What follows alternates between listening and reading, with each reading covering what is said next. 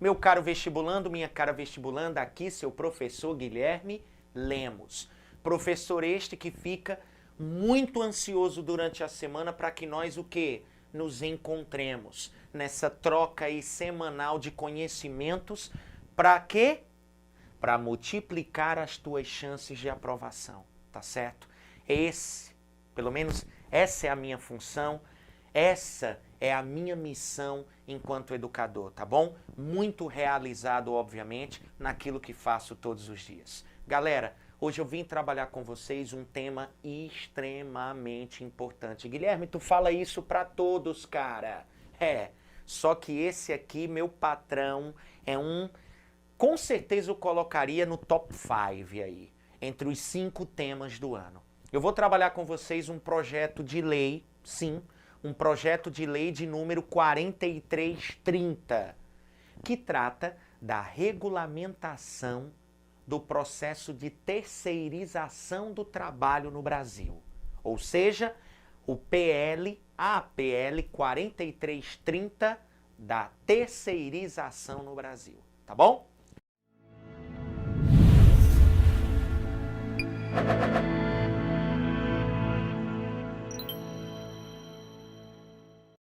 Primeiro vocês devem, acredita, a galera aí que é internauta, fica acompanhando o YouTube, que nesse próprio repositório de dados, eu tenho vários vídeos manifesto, várias manifestações aí distribuídas pelo Brasil contra esse projeto de lei, tá certo? Só para vocês terem uma ideia, existe um movimento inclusive de artistas globais, exatamente, liderados pelo ator Wagner Moura.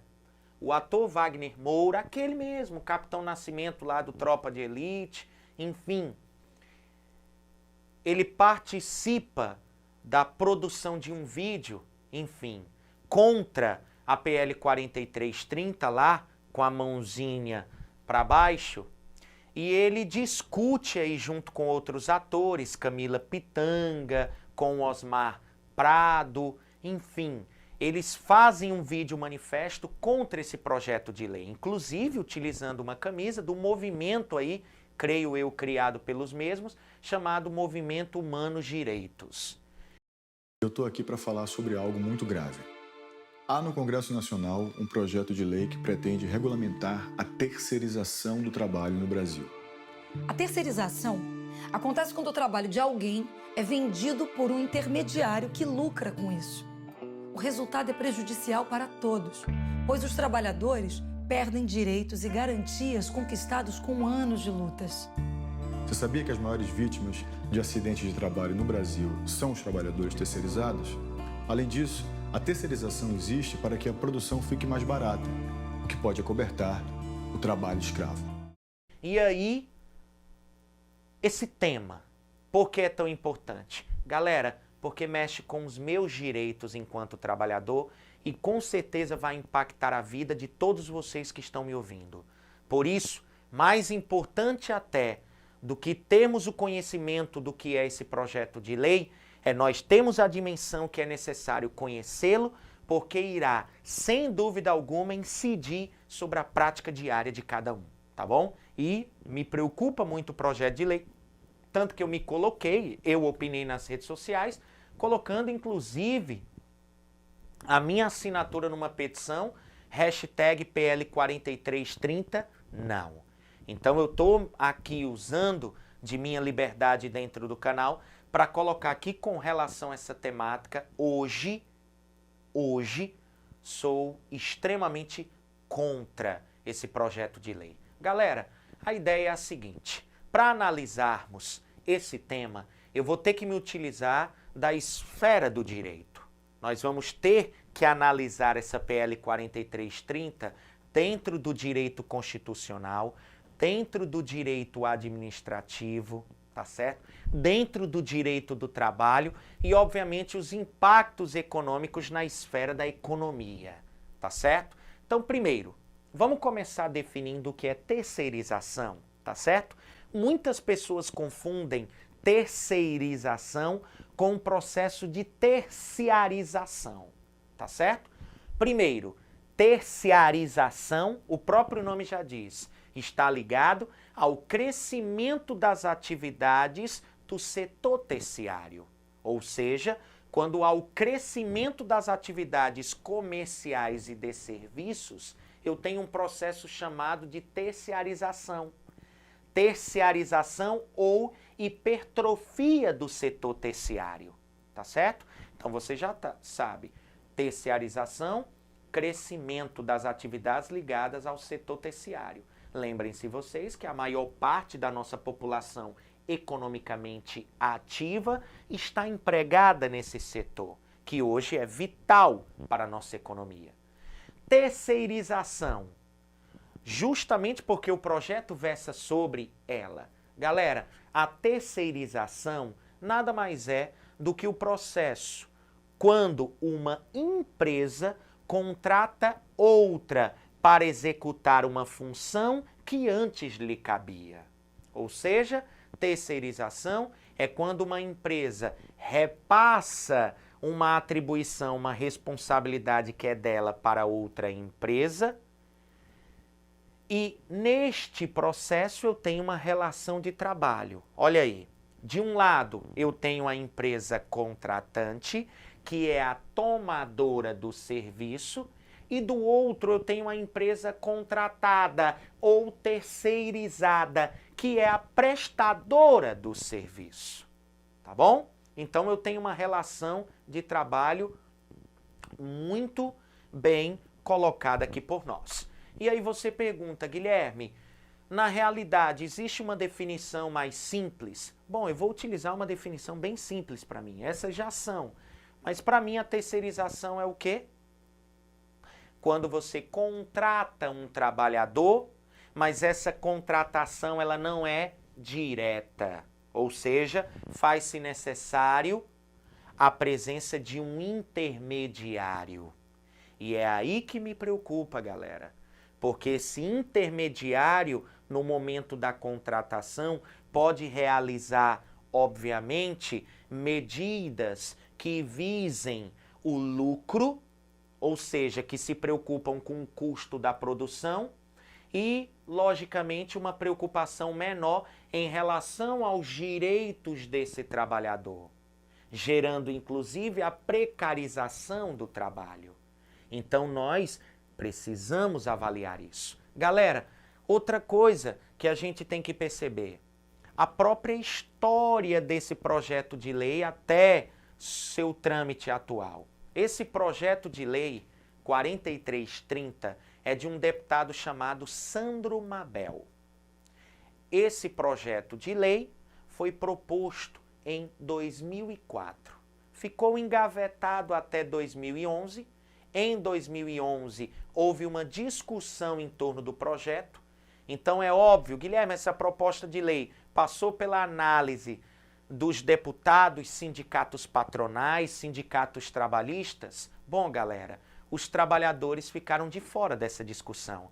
Em 2011, a matéria foi discutida, mas entre os deputados e os sindicatos patronais. E em 2015, a PL 4330 foi aprovada pela Comissão de Constituição e Justiça e de Cidadania da Câmara e, obviamente, está nesse exato momento no Senado, aguardando votação, aguardando trâmite. O que me preocupa?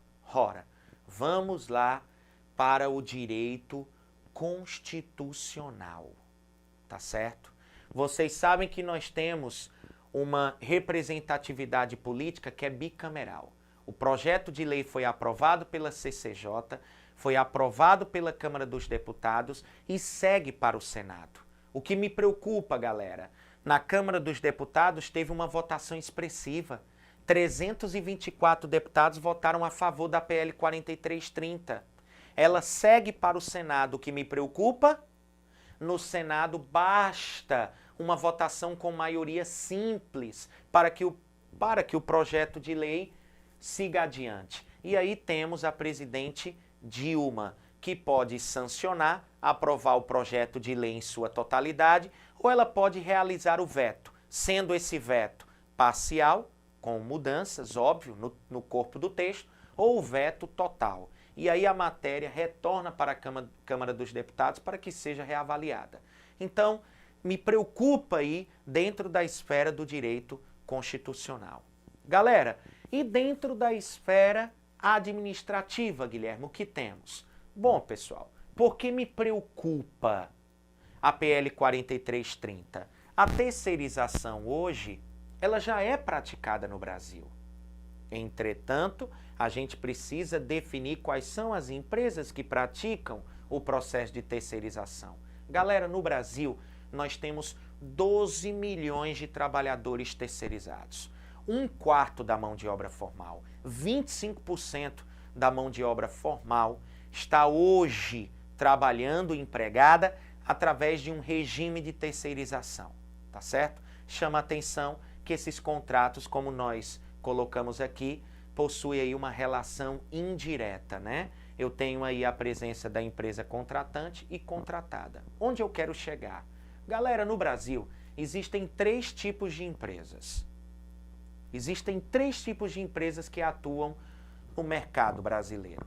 Eu tenho as empresas públicas, eu tenho as empresas chamadas de sociedades de economia mista, são aquelas que funcionam através de capital público, mas também capital privado, realizam a capitalização, e eu tenho empresas privadas. E aí vocês sabem que são uma infinidade. Então, galera, empresas públicas, a Caixa Econômica Federal, o Banco Central, a Serpro, são exemplos de empresas públicas. Empresas conhecidas como Sociedade de Economia Mista, a Petrobras, o Banco do Brasil, o Banco do Nordeste, são empresas conhecidas como Sociedade de Economia Mista, capital público-privado. E empresas privadas, enfim, nós temos aí diferentes exemplos, tá bom? IBM, Sony, enfim, Nike, por aí vai. Empresas, inclusive, que já realizam processos que a gente conhece como terceirização da produção.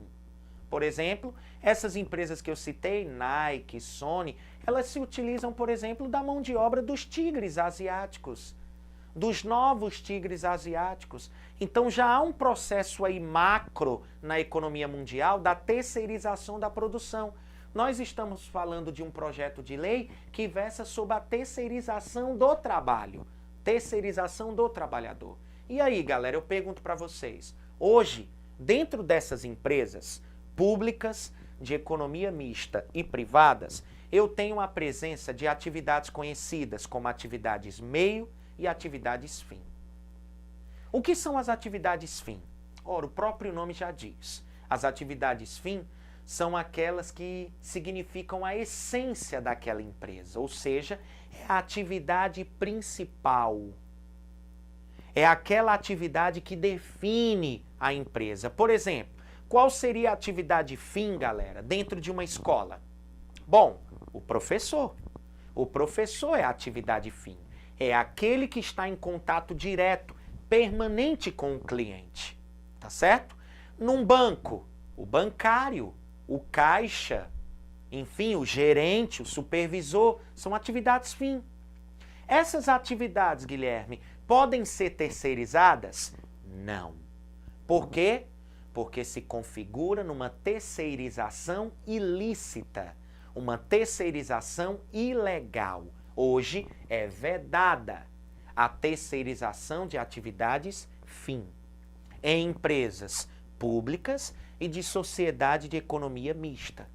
Algumas empresas privadas aí a gente verifica, em algumas empresas, para algumas profissões, a terceirização da atividade fim. Mas não esqueçam, geralmente são empresas que têm problemas seríssimos com relação à justiça do trabalho, porque é vedada a terceirização de atividade fim. E quais são as atividades meio? Ora, São aquelas atividades conhecidas como atividades complementares. Não são atividades fim. Por exemplo, galera, sem fazer juízo de valor, não estou aqui dizendo que a atividade fim é mais importante que a atividade meio. Ambas se complementam, são extremamente importantes para o funcionamento do mercado de trabalho. O que são as atividades meio? Ora, quando você chega num banco, você observa a presença do segurança. O segurança geralmente não está com o fardamento do banco. O segurança está com o fardamento da empresa terceirizada, da empresa contratada pelo banco para realizar o serviço de segurança. Então, segurança, as atividades ligadas à limpeza, conservação de ambientes, eu chamo de atividades meio. Essas podem ser terceirizadas? Sim. Hoje, essa terceirização é considerada legal, é uma terceirização lícita. As atividades meio podem ser terceirizadas. Guilherme, então qual o problema da PL 4330? Camarada, chegamos ao primeiro objetivo desse projeto de lei: terceirizar as atividades fim. Coloque aí, a PL 4330, o seu primeiro objetivo, ampliar as terceirizações para as atividades fim. E aí me preocupa. Imagine o professor terceirizado, imagine o bancário terceirizado. E aí você me pergunta, mas Guilherme, onde está definido que hoje só podemos terceirizar as atividades meio? Na súmula 331 do Tribunal Superior do Trabalho. Não é à toa que já existem deputados dizendo que a PL 4330 é inconstitucional. Por quê, Guilherme? Galera, olha outra preocupação que eu tenho.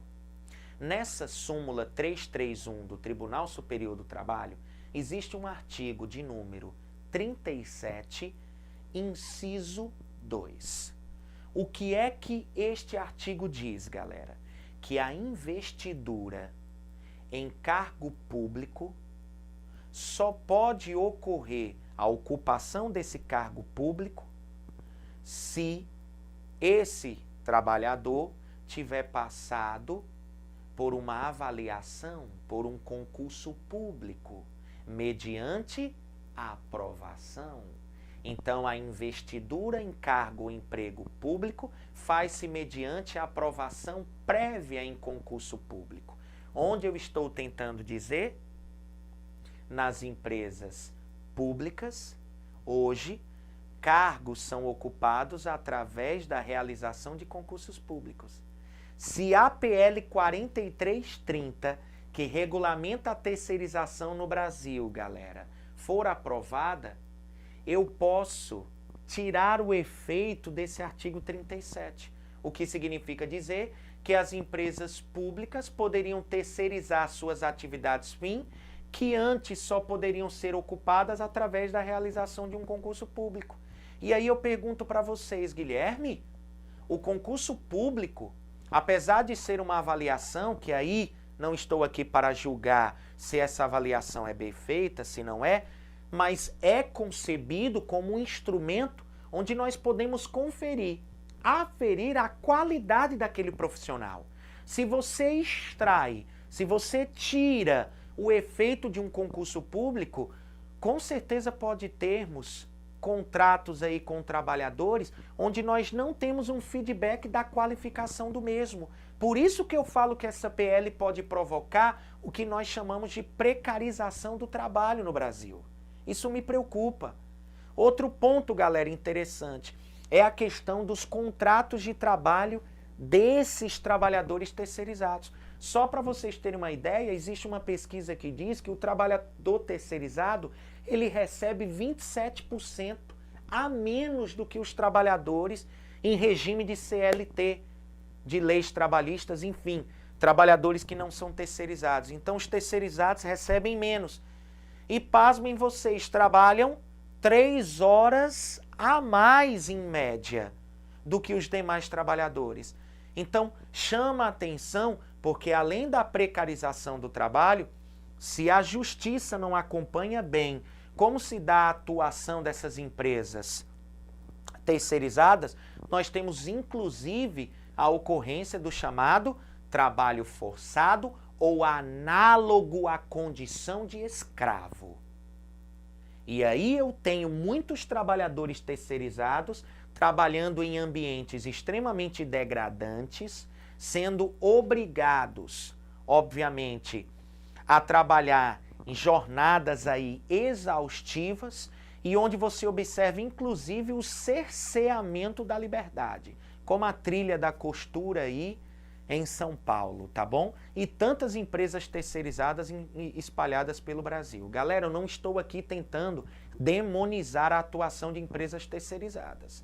Eu sei que existem empresas terceirizadas que tratam o seu trabalhador de forma adequada, mas na maioria dos casos, predominantemente, geralmente, nós verificamos problemas gravíssimos, tá bom? E aqui eu gostaria de colocar então o segundo objetivo. Primeiro objetivo, ampliar as terceirizações para as atividades fim. Segundo objetivo, a terceirização no setor público, o que, para mim, configura-se num perigo, tá bom?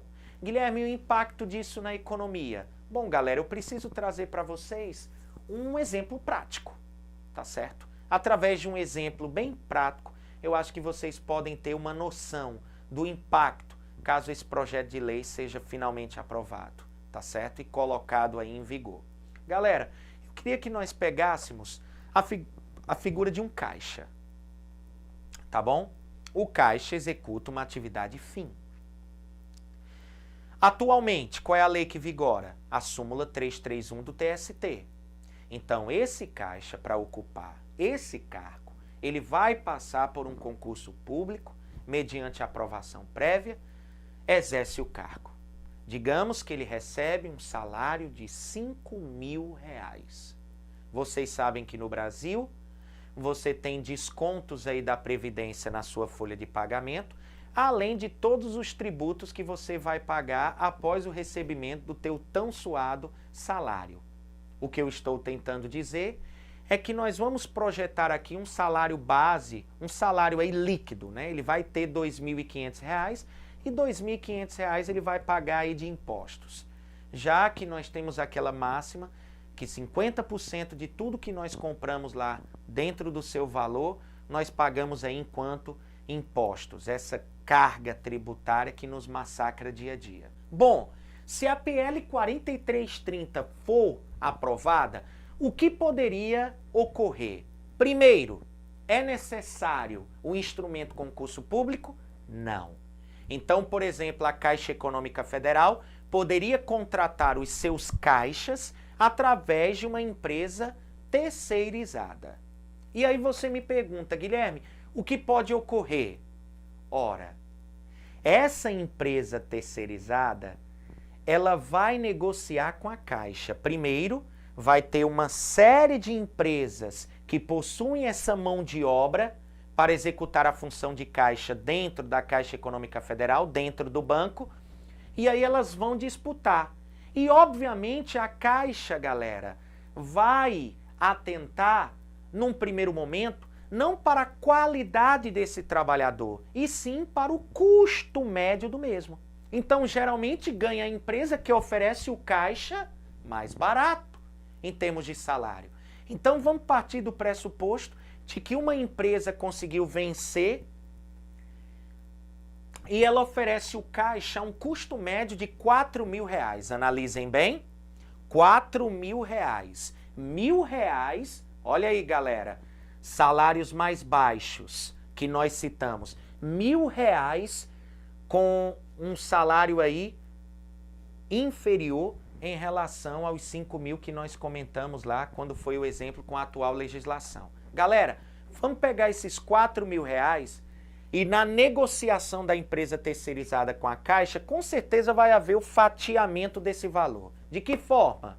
Ora, a empresa diz, olha Caixa, você vai declarar que está pagando por cada caixa R$4.000.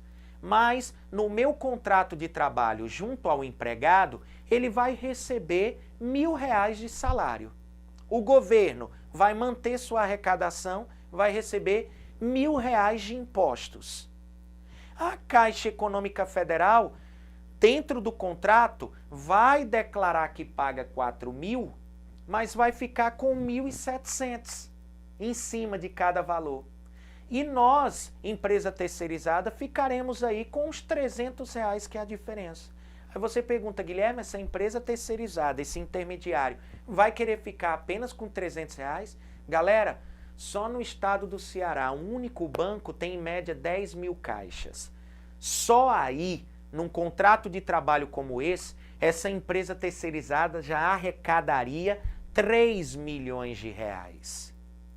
E o banco movimentaria por mês em declaração 40 milhões.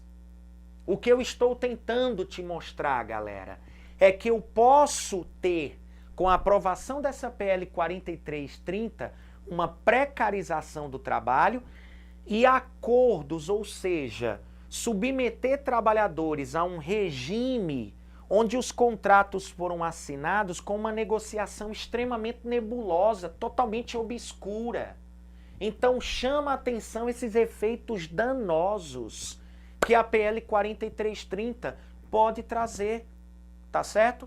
Então eu espero muito que esse tema que nós acabamos de trabalhar venham nas provas, nos concursos públicos de vocês. E o mais importante, um aluno colocou isso numa aula presencial e eu acho que muitos poderiam colocar enquanto dúvida, então eu vou tentar inclusive me antecipar.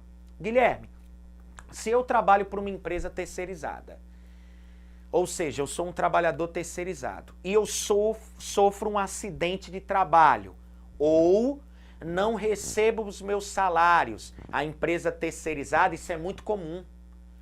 Quando ela sofre uma crise, o dono geralmente o quê, galera? Mete o pé, foge e obviamente acarreta na inadimplência. O trabalhador terceirizado não recebe aquilo que deveria receber. E aí, Guilherme, quem eu aciono na justiça? Eu sou amparado por quais mecanismos? Galera, atualmente a lei é clara. Atualmente, o funcionário, a partir do momento que é lesado pela empresa terceirizada, ele pode acioná-la na justiça, bem como pode acionar a empresa contratante.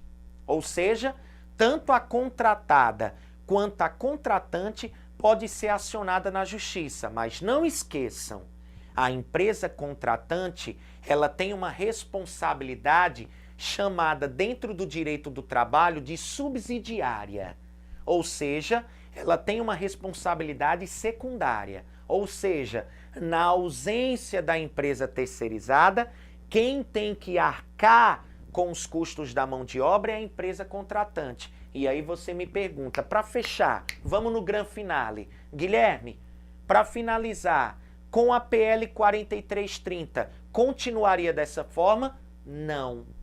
Você só poderia acionar quem num primeiro momento? A empresa terceirizada, a empresa contratada. Você não poderia acionar num primeiro momento a empresa contratante. Só após todos os bens da empresa terceirizada serem liquidados para o pagamento da mão de obra, é que a empresa contratante poderia ser acionada. E aí, galera, vocês sabem que essas causas trabalhistas, elas geralmente têm um tempo de trâmite exacerbado. Ou seja, há uma morosidade na análise dessas questões trabalhistas. Ou seja, a PL 4330, além de representar a precarização do trabalho, mais salários baixos, possivelmente a ocorrência de mais trabalho análogo à escravidão, também protege. Há uma proteção às empresas contratantes. E ainda bem que nós do Humanas em Foco temos essa oportunidade semanal de debatermos esse assunto. Fica aqui a proposta para que vocês se informem ainda mais sobre o tema. Com certeza vai haver desdobramentos e nós vamos aqui, sem dúvida alguma, pontuá-los. Galera, muito satisfeito, muito feliz, muitas temáticas trabalhadas. Qualquer dúvida, podem me enviar e até a próxima, se Deus quiser. Humanas em Foco. Aprender está ficando cada vez mais divertido.